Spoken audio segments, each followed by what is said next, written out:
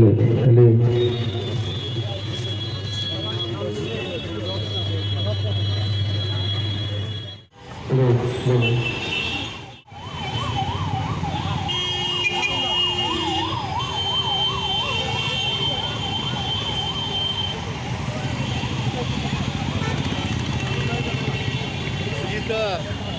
হ্যাঁ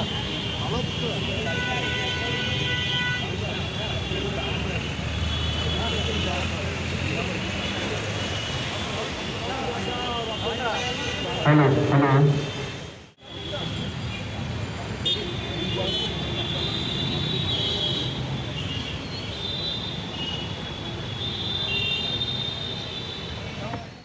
মৃন্ময় গান্ধীলাল শ্রদ্ধা জানাবেন মহানায়ককে। শিল্পী চক্রবর্তী মহানায়ককে শ্রদ্ধা জানাবেন।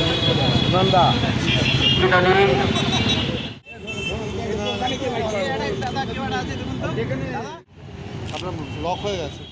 ঘন্টা চালিয়ে দিন, ঘন্টা চালিয়ে দিন।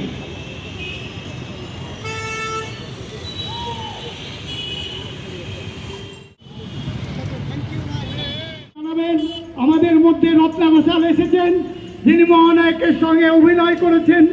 আমাদের মধ্যে শিল্পী চক্রবর্তী এসেছেন, আমাদের মধ্যে রাজীব বিশি সে এসেছে, সঙ্গীতা এসেছে। তারা সবাই এই চলচ্চিত্র সঙ্গীতের মধ্যেই পরিচিত। আজকে তার মহানায়কের অনেক ছবির তিনি পরিচালক। আজকে আমাদের সকালের এই অনুষ্ঠান খুবই সংক্ষিপ্ত। আমার পাশেই রয়েছেন এই প্রজন্মের আরেকজন অভিনেত্রী এবং তিনি একজন চিত্র পরিচালকও। অতি সম্প্রতি অনলাইন বলে একটি ছবিও তিনি করেছেন। তিনি এই প্রজন্মের একজন পরিচালকের দৃষ্টিভঙ্গি থেকে তার শ্রদ্ধা জানাবেন উত্তম কুমারের প্রতি।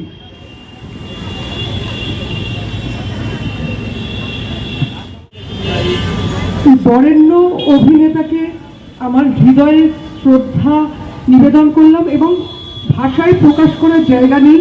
মঞ্চে উপবিষ্ট যারা রয়েছেন তাদের সামনে তার সম্পর্কে বলার ধৃষ্টতাও নেই। শুধু এটুকু বলতে পারি, ছোটবেলা থেকে কতগুলো ছবি মনে দাগ কেটে রেখেছি, যেগুলো আজও দেখি। হারানো সুর, শিল্পী, সপ্তপদী, দেওয়ানোয়া, বনপলাশীর পদাবলী এখনো দেখি, দেখালে বারে বারে দেখি। উত্তম কুমার কি সে তো আমরা সবাই জানি।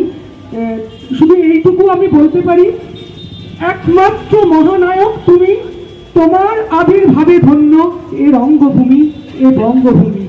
আর আরো একটা কথা বলবো, সেটা হচ্ছে আমরা পুরাণে দেখেছি দেবতারা অমৃত পান করে অমরত্ব লাভ করেছেন, আর আমি দেখলাম মহানায়ক উত্তম কুমার তার প্রতিভা দান করে অমরত্ব লাভ করেছেন। তিনি চির অমর, চির অমর, চির অমর। নমস্কার।